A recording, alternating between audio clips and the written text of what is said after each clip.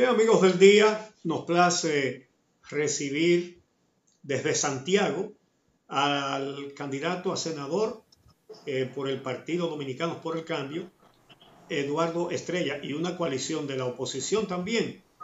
Muy buenos días, Eduardo. Muy buenos días, Uchi y Amelia, buenos días. Buenos días. Bueno, así iniciamos. Pretendemos entrevistar a los principales candidatos a la senaduría de Santiago.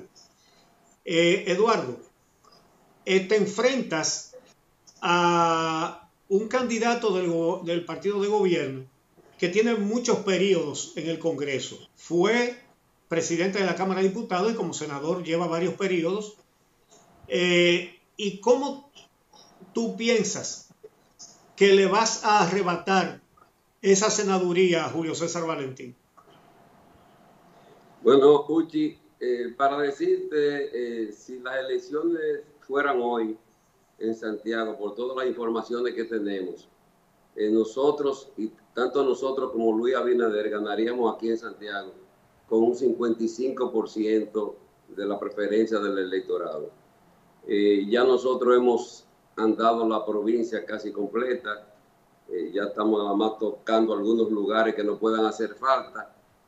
Y la aceptación que hemos tenido, ¿cuál es la diferencia? Que la gente compara, dice, de cuando yo fui funcionario y fui senador, las improntas que tuve en cada uno de los municipios, cómo tuve permanentemente contacto con la ciudadanía, cómo siempre di la cara. Y Santiago quiere a alguien en este momento que dé la cara por Santiago en el Senado de la República. Y te lo traduzco de otra manera. Como Santiago está demandando desde los sectores empresariales hasta las juntas de vecinos, los distritos municipales, los diferentes municipios, que tenemos 16 distritos municipales y 10 municipios, está demandando mayor asignación presupuestaria para Santiago. Para que usted tenga una idea, Santiago, que aporta el 14% al Producto Interno Bruto del país, en este momento, presupuestariamente, lo que tiene que ver con obras, es ínfima. Para que tengan una idea, el año pasado apenas se le asignó en el presupuesto 3.600 millones de pesos. Y este año, para gran sorpresa, eso se redujo a menos de la mitad. Solamente en el presupuesto de Santiago para toda la provincia tiene 1.700 millones de pesos. Es decir, eso no es ni siquiera el 2% de lo que corresponde en el presupuesto a obras para Santiago. Entonces eso se traduce en una carencia grandísima de servicios y la gente dice, bueno, pero cuando se conoció el presupuesto este año, ni siquiera el incumbente en Santiago estuvo en la sesión del Senado para defender eso. Entonces, por eso toda la comunidad están pidiendo, ayer que tuvimos el Licey, alcantarillado sanitario, Villa González, hospitales, caminos vecinales, el sector deportivo de Santiago se siente abandonado. Antes de ayer tuvimos una actividad con Luis Felipe López, nuestra gloria aquí de Santiago, de Sánchez Libertad, que fue de la NBA en baloncesto.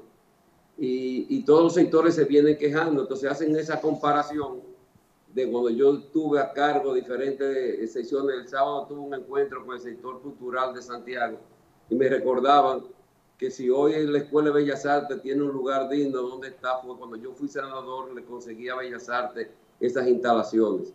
Entonces yo creo que Santiago quiere eso, demanda eso, y yo tengo un gran compromiso con mi ciudad, con los 16 partidos de oposición que me llevan como candidato, y tengo que decir, Uchi y Amelia, que ninguno de esos partidos me ha puesto como condición nada, ninguno me ha pedido nada a cambio, sino solamente conociendo mi hoja de servicio, mi impronta, y eso me compromete más también, y toda la juventud, cómo se ha integrado a nuestra campaña. Entonces, la verdad que yo me siento muy cómodo, no confiado, pero sí cómodo, trabajando, y entiendo que iremos a votar el 5 de julio con mascarilla y el 16 de agosto nos iremos a juramentar con mascarillas. Eduardo Estrella, más adelante o en cualquier momento sí sería bueno que diga cuáles son todas esas organizaciones políticas que forman parte de esa coalición, pero mi pregunta específica está relacionada con la materia legislativa. Se confunde mucho el rol del legislador con el de una persona que forma parte de los programas de asistencia sociales a nivel municipal y provincial, por la manera en que se desvirtúan los roles en nuestro país. Entonces, además de esa asignación presupuestaria mayor para Santiago, quisiera saber cuál será el enfoque de su agenda legislativa, cuáles son esos proyectos que pretende impulsar desde el Senado de la República. Mira, Amelia, precisamente yo tengo en agenda un punto muy importante, que es la ley del primer empleo, que consiste, aunque hay un candidato por ahí presidencial que ya me la está copiando, por eso es bueno, la ley del primer empleo, que consiste en que el Estado le diga a las empresas: si tú me le das trabajo a un joven y tú le vas a pagar 30,000 pesos que nunca haya tenido experiencia, la mitad del sueldo del primer año lo paga el Estado. Eso, si comenzamos con 50,000 jóvenes para hacer, como te diría, una prueba, representaría apenas 750 millones de pesos al año. ¿Por qué? Porque a la juventud hoy en día, cuando va a buscar trabajo, se le dice: no te doy el trabajo porque no tiene experiencia. ¿Y cómo va a tener experiencia si no le dan oportunidad? Entonces, ese proyecto ha calado mucho en la juventud. Eso se haría que el joven, eso sería por un año, haría ese plan, y al año siguiente ese plan entonces haría a otro joven. Una empresa que dice: bueno, si yo voy a pagar 30,000 pesos y el Estado me va a pagar la mitad, pues con los mismos 30,000 pesos empleo a dos jóvenes. Para mí también, y ha asumido un compromiso de los proyectos de ley, sea la independencia del Poder Judicial.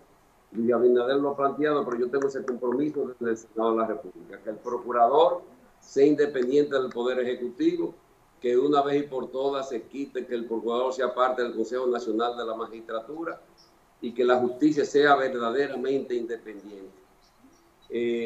También nosotros planteamos la modificación de la Ley de Seguridad Social, tanto en la parte de salud para que tenga mayor cobertura, como en la parte de los planes de pensiones, y que llegue verdaderamente a los trabajadores. En el salud, te pongo un ejemplo. O sea, la ley actual, hay un régimen contributivo y un régimen subsidiado que se está aplicando.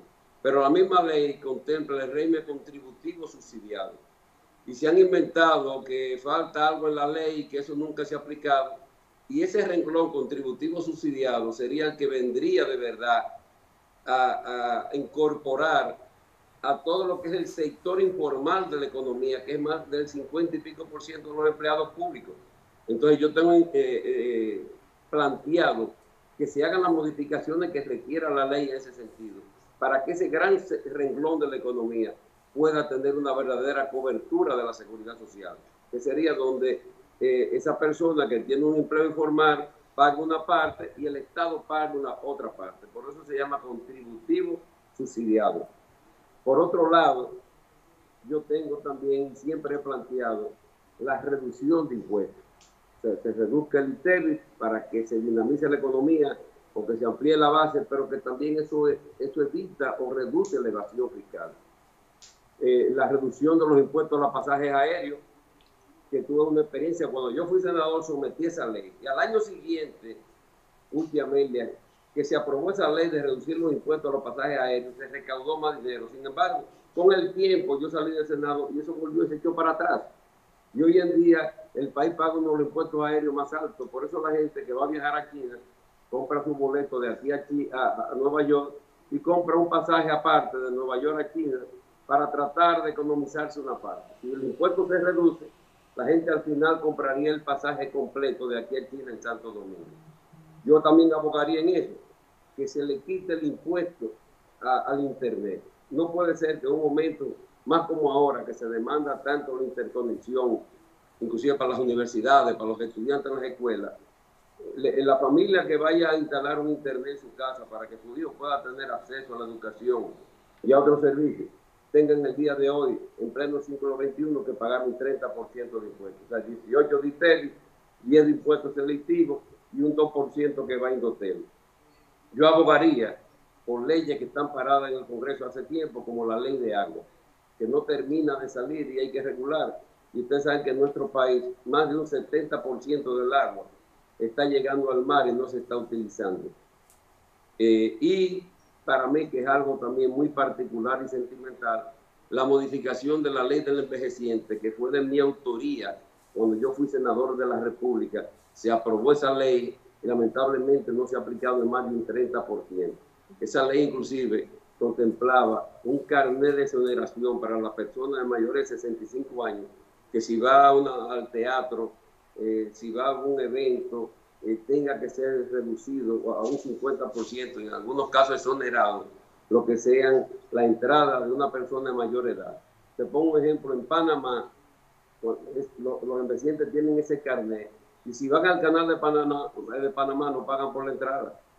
Y si van a un restaurante, si tú llevas a tu familia, a tus padres a un restaurante, la comida de los envejecientes tienen que reducirle, cualquier restaurante tiene que reducirle un 30% a lo que es a la alimentación de esos envejecientes, que tú no puedas así sacar un domingo a compartir con la familia. Son varios proyectos que yo tengo en mente, y dentro de eso la salud pública necesita una atención especial, porque yo abogo por la atención primaria, yo abogo por la oportunidad de la juventud, modificar la ley de pasantía. Hoy los médicos pasantes del país, hay más de 2.500 médicos graduados que tienen por ley que hacer pasantía, pero el Estado no les suple la plaza, y tiene que haber una regulación donde el Estado sea compromisario de él, porque esos 2.500 médicos ni siquiera ahora se han incorporado a la seguridad social en momentos de pandemia. Yo en un momento decía, vamos a asignarle esos 2.500 médicos a las 2.500 escuelas más grandes del país para empezar a llevar desde las escuelas una medicina preventiva. Solamente que haya voluntad. Y también dentro de mi plan está trabajar de la mano con todos los alcaldes de Santiago, de los municipios y de los distritos municipales, independientemente de qué partido político sean, y con todas las diputadas y diputadas que salgan de la provincia. Eduardo, parece que es comunicador, porque dice muchas cosas en poco tiempo. Creo que ha explicado prácticamente un programa legislativo. Pero Amelia te hizo una pregunta que te la repito para después hacer otra yo, y fue: ¿cuáles son los partidos que apoyan tu candidatura? Mira, apoya mi candidatura el PRM. Hicimos una alianza original con el PRM. Ahí va el Frente Amplio, ahí va la APD, ahí va el PRCD, el Dominicano por el Cambio, lógicamente, que es el partido que me sustenta, País Posible. Se me puede estar quedando ahí de la agrupación, que somos 7 que vamos a la alianza dije el PHD, el Frente Amplio, que están con el PRM. Están los 6 partidos que van con la Fuerza del Pueblo y el Partido Reformista, FNP, el BIS, todos esos partidos. Va Alianza País, que nos apoya también. O sea, entre los que van aliados con el PRM y la Fuerza del Pueblo hay 13. Y luego está Alianza País, está el PNBC y está el PDI. Son 16 partidos en total que están apoyando nuestra candidatura. Escuché bien que te respalda también la Fuerza del Pueblo. Sí, la Fuerza del Pueblo también. También la Fuerza del Pueblo. Bueno, precisamente hoy en la mañana inclusive tengo un encuentro con la dirigencia de la Fuerza del Pueblo aquí. Es decir, hay candidatos, te puedo decir, dentro de la Fuerza del Pueblo que van con los candidatos también a diputados del Partido Reformista. Que supongo dentro del Partido Reformista va Máximo Castro, dentro de la Fuerza del Pueblo va de Monte de Martínez, en la circunscripción 2. Va Altagracia González, que fue la que internamente aversó en las primarias pasadas el actual incumbente. O sea, van un sinnúmero y también de diputados jóvenes. Menciono esos nombres porque para ustedes son los más tal vez conocidos. Pero sí nos apoyan ellos en toda la provincia, y te diré que nos están dando un apoyo, mucha juventud, un apoyo decidido, permanente, porque mira, es una decisión que traspasa los partidos políticos. Yo diría que es una candidatura de Santiago, es una candidatura de los jóvenes, de las mujeres, de los choferes. Me estoy reuniendo con los sindicatos de choferes, con los sectores culturales, con todas las asociaciones, porque yo en definitiva voy al Congreso de la República a concertar, no a confrontar. Yo creo que hay que relanzar a Santiago. Y Santiago han visto en mí, pienso que sería una correa de transmisión ante también al gobierno, al presidente de la República, y hacer una gestión transparente y de servicio desde el Senado de la República, como yo lo hice cuando fui senador. Como te digo, di la cara por mi provincia. Si hoy en día en Santiago existe una funeraria de Sabica, que el Sabica, lo que es INAVI, eso la más estaba reservado para Santo Domingo. Y recuerdo cuando yo estuve en el Senado, que fueron a modificar la ley, y yo utilicé, como dicen, un chantaje positivo. Yo le decía, bueno, si quieren el voto del senador de Santiago, yo tengo que ver que INAVI de verdad quiera hacer algo por Santiago, porque nunca ha hecho nada.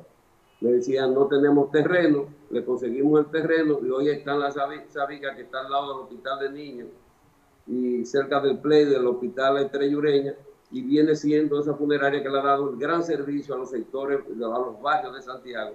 Y yo siento satisfecho que como senador pude lograr cosas, y a través del Congreso y de las leyes, en bien de la ciudadanía.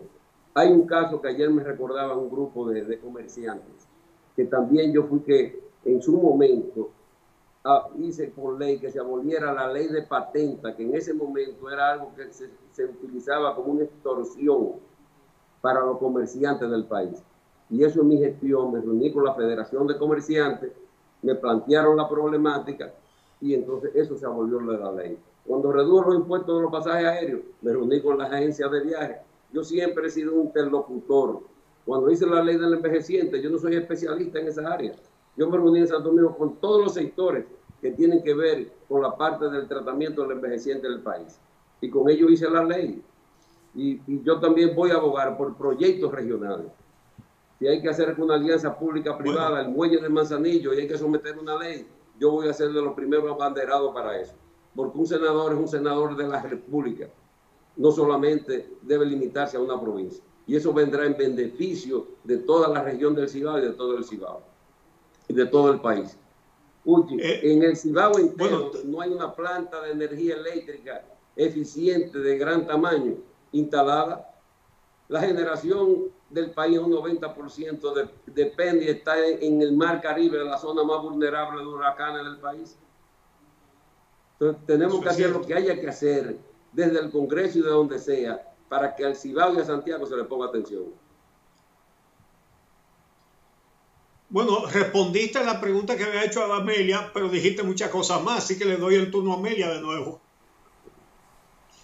Eduardo, este fin de semana conocimos una denuncia de que aparentemente se está atentando contra la publicidad de su campaña y quisiéramos conocer de su voz qué es lo que está ocurriendo. Sí, mira, la verdad que no ha extrañado mucho. Hemos recorrido algunos lugares y sí es cierto, no han desbaratado propaganda política, que muchos amigos con esfuerzo no han colaborado. No puedo decir que sea una persona específica, pero yo diría a quién le perjudica que yo ponga propaganda política. No ha sido nunca mi accionar en política. Ustedes que me conocen de años, yo creo que yo he usado la política de una manera de competencia transparente, clara, de planteamiento de ideas y de propuestas. Y no es mi sistema, no es mi método. No lo hice cuando fui candidato a senador de gobierno contra lo que eran mis contrincantes. Entonces es un método que yo pensaba que ya era parte del pasado, pero parece que está haciendo mucha roncha el hecho de que nosotros vayamos como candidatos de Santiago, pero no vamos a dejarnos provocar por ese tipo de situaciones. Nosotros seguimos hacia adelante porque nosotros creemos que hay que relanzar a Santiago el país. Este país está afrontando una gran crisis. Yo creo en el futuro, yo apuesto al futuro y yo quiero hacer lo que haya que hacer en el Congreso, dignificar nueva vez lo que es el Senado de la República, hacer leyes, y como hacíamos en su momento, recuerdo cuando salió la ley de educación que contempla el 4%, que mismo de la voz de doña Milagro Ortiz dice a veces, si hoy hay ley de educación, en gran parte se debe a la intervención de Eduardo y a su concertación en ese momento en el Congreso de la República. Y a eso quiero volver al Congreso Nacional. Bueno, pues muchísimas gracias, Eduardo Estrella. Eduardo tiene, Amelia, algo en su haber, y es que fue ministro de Obras Públicas en el gobierno de Balaguer, oiga esto, en el gobierno de Balaguer, y salió con un reconocimiento de todo el mundo por la honestidad con que trabajó en ese ministerio en ese tiempo. De manera que a veces la gente no se da cuenta, esas son inversiones morales que pueden tener repercusiones. Muchas gracias. Y pasé por el Senado, pasé por el Senado y nunca me pasó por el frente el hombre del maletín tampoco. Exactamente. Muchas gracias, Eduardo Estrella, candidato a senador por 16 partidos, incluyendo algunos de los más grandes, ¿verdad? Vamos a hacer una pausa y regresamos entonces con otra entrevista. Orlando Jorge Mera, delegado ante la Junta Central Electoral, con quien vamos a hablar del PRM, con quien vamos a hablar de las propuestas de su partido y de la denuncia que él depositó contra la candidatura del partido de gobierno ante la Junta Central Electoral. Regresamos en un momento.